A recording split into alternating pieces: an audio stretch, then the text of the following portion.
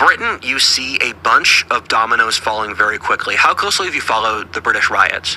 The supply of labor has overextended the need of labor by 40% since 1970.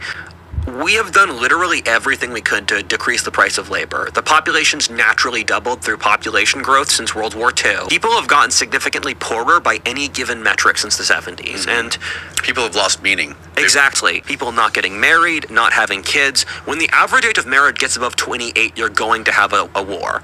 People aren't losing their virginity, like, until they get really old or something like that? Yeah, so a third of men under 30 are virgins. A third of men under 30 are virgins. And 80% of 18-year-old men. 80% of 18-year-olds. It was a very low number. I think it was like 8% of men under 30 were virgins in 1980. It was something, I think it was even less than that. It was like beneath 5%. It's really, really low.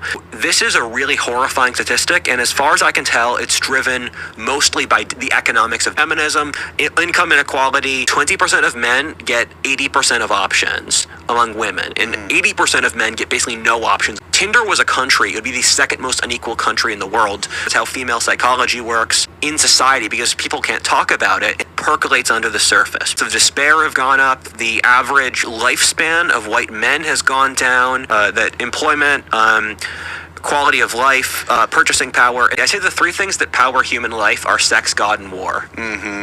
Yeah, just you can't remove sex from human nature. You have to accept it for what it is. And once you get into a place where wages are low, people are pushed into desperation, inequality grows, because once you lower the value of labor, the ability for money to control labor increases.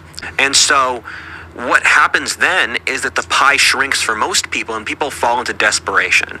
Removing entrepreneurs in exchange for corporate or government bureaucrats. Every single thing the left pushes for is to give a college-educated person a job.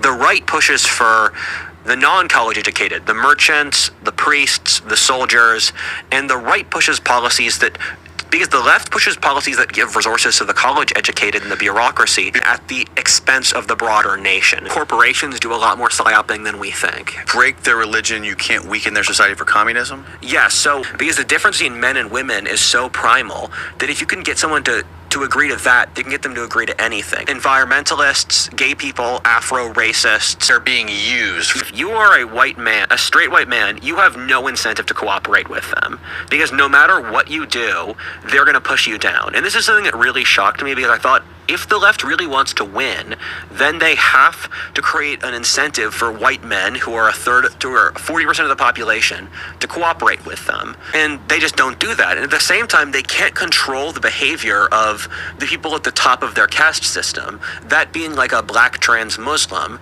because the black trans Muslim is a good person no matter what she does. And so you can't control her behavior. The white guy has no incentive to cooperate. Working out makes you a right-wing person. Exactly. So it's a culture that hates strength. It's a culture that hates toughness, masculinity. And